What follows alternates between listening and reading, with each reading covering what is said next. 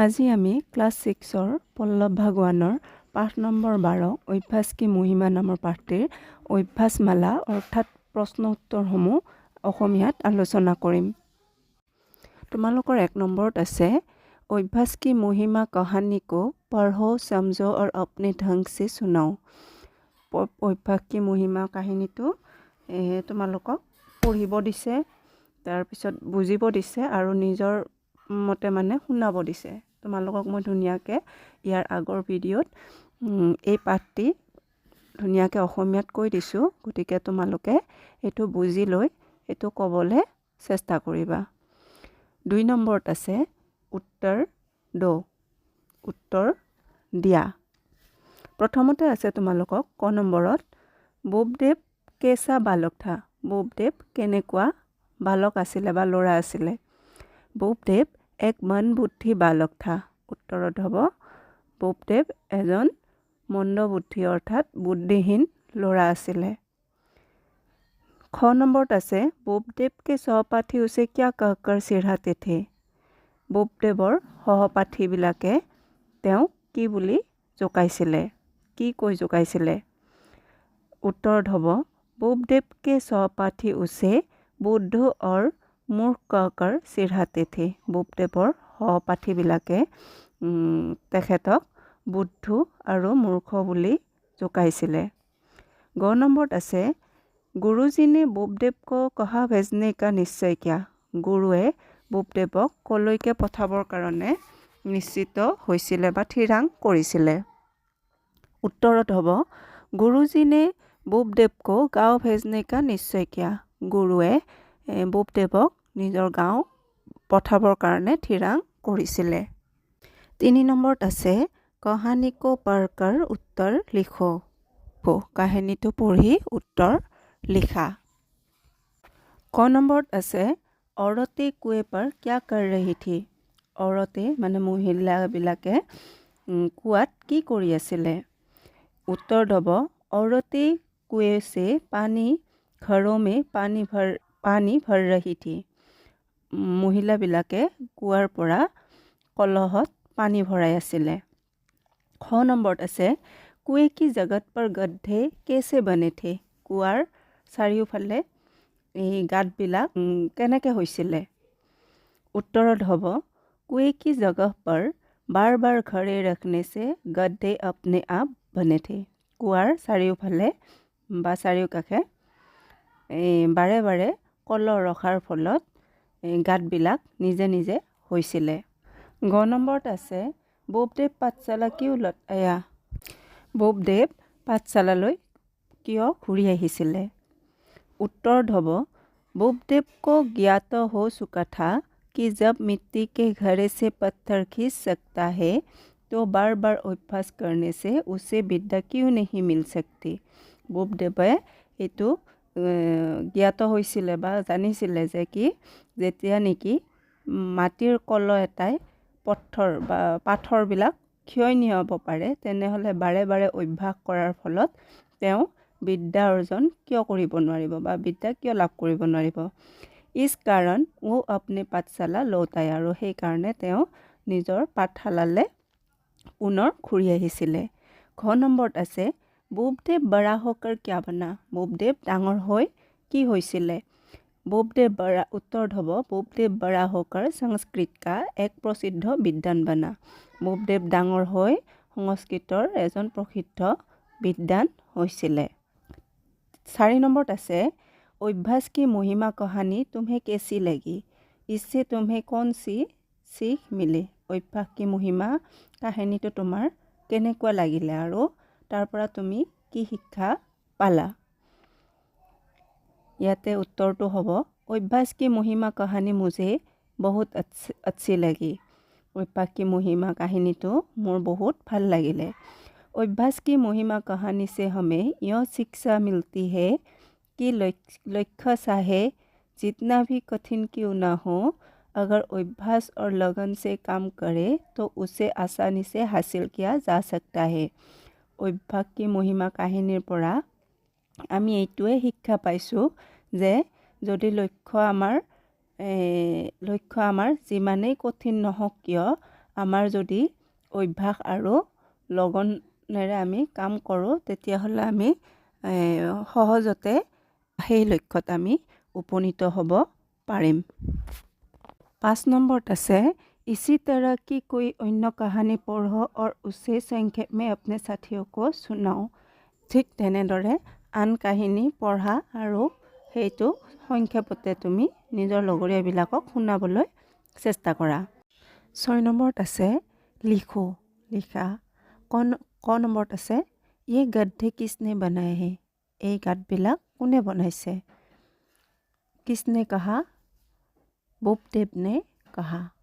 उत्तरत बुद्धदेव ने कहा। किससे कहा काक কৈছে औरतों से कहा और মহিলাবিলাকক কৈছে। খ নম্বৰত আছে ये गड्ढे हमने नहीं बनाए हैं। এই গাঁতবিলাক আমি বনোৱা নাই।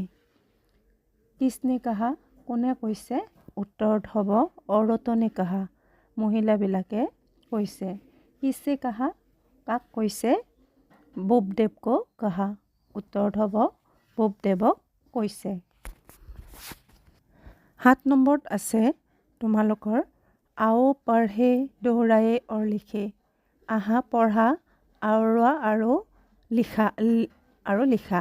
ক নম্বৰত আছে দ যোগ য় দ্য। ইয়াতে দুটা শব্দ দি থোৱা আছে তোমালোকক বিদ্যা গদ্য। তোমালোকক আৰু দুটা শব্দ লিখিব দিছে পদ্য বিদ্যাপতি। দ যোগ ঠ দৈধ। ইয়াতে দিছে কি বুদ্ধি বুদ্ধ। তোমালোকক আৰু দুটা শব্দ লিখিব দিছে সেইকেইটা হৈছে প্ৰসিদ্ধ শুদ্ধ। দ যোগ ব দ। ইয়াতে দুটা দি থোৱা আছে বিদ্যান দেশ। ইয়াতে আৰু দুটা তোমালোকক লিখিব দিছে সেই দুটা হ'ব দ্বাৰ দ্বীপ। খ নম্বৰত আছে তোমালোকৰ ক্ষমা তোমালোকক ইয়াতে ভাঙি পেলাই দি থোৱা আছে তোমালোকক ক যোগ খ যোগ অ যোগ ম যোগ আ। তোমালোকৰ কৈক্ষাটো লিখিব দিছে সেইটো হ'ব ক যোগ অ যোগ ক যোগ খ যোগ আ কৈক্ষা। তাৰপিছত আছে মিত্ৰটো তোমালোকক দি থৈছে ম যোগ ই যোগ ত যোগ ৰ যোগ অ। তেনেদৰে তোমালোকক পত্ৰটো লিখিব দিছে পত্ৰটো হ'ব প যোগ অ যোগ ত যোগ ৰ যোগ অ পত্ৰ। তাৰপিছত আছে তোমালোকৰ জ্ঞানটো দি থৈছে তোমালোকক জ যোগ ঞ যোগ আ যোগ ন যোগ অ জ্ঞান। ঠিক তেনেদৰে তোমালোকক যজ্ঞটো কৰিব দিছে যজ্ঞটোৰ হ'ব য় যোগ অ যোগ জ যোগ ঞ যোগ অ যজ্ঞ। তাৰপিছত আছে পৰিশ্ৰমটো তোমালোকক দি থৈছে প যোগ অ যোগ ৰ যোগ ই যোগ স যোগ ৰ যোগ অ যোগ ম যোগ অ পৰিশ্ৰম। তোমালোকক বিশ্ৰামটো কৰিব দিছে। বিশ্ৰামটো হ'ব তোমালোকৰ ব যোগ ই যোগ স যোগ ৰ যোগ আ যোগ ম যোগ অ বিশ্ৰাম। এইবাৰ তোমালোকৰ 8 নম্বৰত দিয়া আছে পঢ়ো সমঝো और লিখো। পঢ়া বুজা আৰু লিখা। ইয়াতে এটা দি থৈছে তোমালোকক অৰ্জনটো হ'ব অৰ্জন। তোমালোকৰ ইয়াতে ছাইডৰ ফালে থকা সেই গোলটোত তোমালোকৰ দি থৈছে মানে যিকেইটা উত্তৰ হয় তাৰ পৰা বাছি উলিয়াই ইয়াতে লিখিব দিছে। তাৰপিছত আছে মূৰখটো হ'ব কি মূৰ্খ। তাৰপিছত আছে মৰমটো হ'ব মৰ্ম। তাৰপিছত আছে ধৰমটো হ'ব ধৰ্ম। তাৰপিছত আছে কৰমটো হ'ব কৰ্ম। তাৰপিছত আছে চৰমটো হ'ব চৰম। 9 নম্বৰত দিয়া আছে তোমালোকৰ जिन शब्दों का अर्थ प्राय एक सा होता है उन्हें पर्यायवाची शब्द कहते हैं। যিবিলাক শব্দৰ অৰ্থ প্ৰায় একে হয় সেই শব্দবিলাকক पर्यायवाची শব্দ বুলি কোৱা হয়। इन्हें समानार्थी शब्द भी कहा जाता है। ইয়াক সমানাৰ্থী শব্দ বুলিও কোৱা হয়। যেনে হাৱা, পৱন, সমীৰ আদি। হাৱা মানেও বতাহ হয়, হাৱা মানে বতাহ, পৱন মানেও বতাহ হয়, সমীৰ মানেও হৈছে বতাহ। নিচে দিয়ে গয়ে শব্দকে দো দো পৰ্যায়বাচী শব্দ লিখো। তলত দিয়া শব্দবিলাকৰ দুটা দুটা পৰ্যায়বাচী শব্দ তোমালোকক লিখিব দিছে। তাৰে উত্তৰটো মই দি দিছোঁ। প্ৰথমতে আছে বালক। বালকটো হ'ব লড়কা, কিশোৰ। তাৰপিছত আছে ঔৰত। ঔৰতৰ পৰ্যায়বাচী শব্দ হ'ব স্ত্ৰী, মহিলা। তাৰপিছত আছে গুৰু। গুৰুৰ হ'ব শিক্ষক, আচাৰ্য। তাৰপিছত আছে ঘৰা। ঘৰাটোৰ হ'ব মটকা, কলচ। পানী। পানী জল, নীৰ। প্ৰসিদ্ধ, খ্যাত, মশহুৰ। তাৰপিছত আছে তোমালোকৰ পাঠ में आए 5 संज्ञा शब्द चुनो और उनसे বাক্য বনাও। পাঠত থকা 5টা বিশেষ্য শব্দ বাছি উলিওৱা আৰু তাৰ পৰা বাক্য বনোৱাই শব্দকেইটাৰে। ইয়াতে মই দি দিছোঁ তোমালোকক উত্তৰটো। প্ৰথমতে বালক। বাক্যটো হ'ব বালক যা ৰহা হে। তাৰপিছত আছে গাঁও। মেৰা গাঁও বহুত সুন্দৰ হে। তাৰপিছত গুৰু। विद्यार्थी जीवन में गुरु की अहम भूमिका होती है। कुआ। दीदी कुएं से पानी निकाल रही है। मिट्टी। यहाँ की मिट्टी बहुत खराब है। এইকেইটা পাঠত আৰু বিশেষ্য শব্দ আছে। তোমালোকে তাৰ পৰা বাছি উলিয়াবলৈ চেষ্টা কৰিবা। 11 নম্বৰত আছে अपने शिक्षक की मदद से इस दोहे का अर्थ समझो। নিজৰ শিক্ষকৰ সহায়ত তোমালোকে এই দোহাটোৰ অৰ্থ বুজি লোৱা। দোহাটো দিছে करत करत अभ्यास ते जड़मती होतो सुजान रसोरी आवत जाते শিল पर परत निशान। এইটোৰ উত্তৰটো মই তলত দি দিছোঁ, তোমালোকে চাবা। करत करत अभ्यास के जड़मती होतो सुजान का अर्थ है कि निरंतर अभ्यास करने से मूर्ख या मंदबुद्धि व्यक्ति भी बुद्धिमान बन जाता है। যদি নিৰন্তৰভাৱে অভ্যাস কৰে বা অভ্যাস কৰা হয় তেতিয়াহ'লে কি হয়, মূৰ্খ বা মন্দবুদ্ধি বা বুদ্ধিহীন ব্যক্তিও বুদ্ধিমান হৈ যায়। यह कहावत बताती है कि जब कोई व्यक्ति बार बार किसी काम का अभ्यास करता है तो वो उस काम में निपुण हो जाता है। এইটোৱে অৰ্থ হয় যে কি যেতিয়া কোনো ব্যক্তিয়ে বাৰে বাৰে কোনো এটা কাম কৰাৰ অভ্যাস কৰি থাকে বা বাৰে বাৰে কৰে, সেই কামটো তেওঁৰ বাবে একদম নিপুণ হৈ যায়। इसी तरह जैसे कुएं से पानी निकालते समय बार बार रस्सी के आने जाने से पत्थर पर निशान पड़ जाता है। ঠিক তেনেদৰে কি হয়, কুৱাৰ পৰা পানী উলিওৱাৰ সময়ত বাৰে বাৰে কি হয়, ৰছীডাল অহা যোৱা কৰি থাকোঁতে শিলত ঘঁহনি খায়, সেই শিলত কি হয়, চিন বহি যায়। 12 নম্বৰত আছে সুলেখ লিখো। সুলেখ লিখা। परिश्रम के बिना जीवन में कोई भी सफल नहीं हो सकता।